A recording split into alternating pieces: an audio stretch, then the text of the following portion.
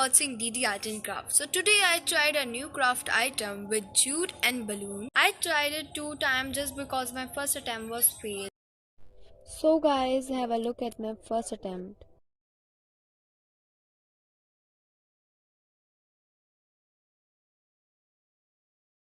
It happens because I firstly dipped the jute in the fevicol and then tied with the balloon. But when I tried with another trick, it works.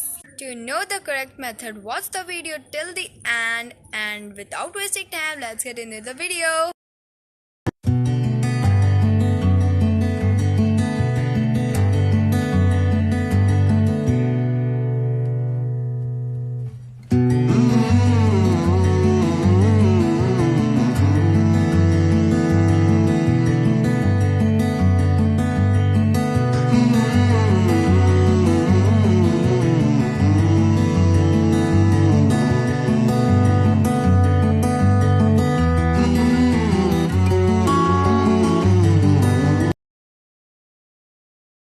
Try to apply water and fevicol paste only on the rope, not on the balloon.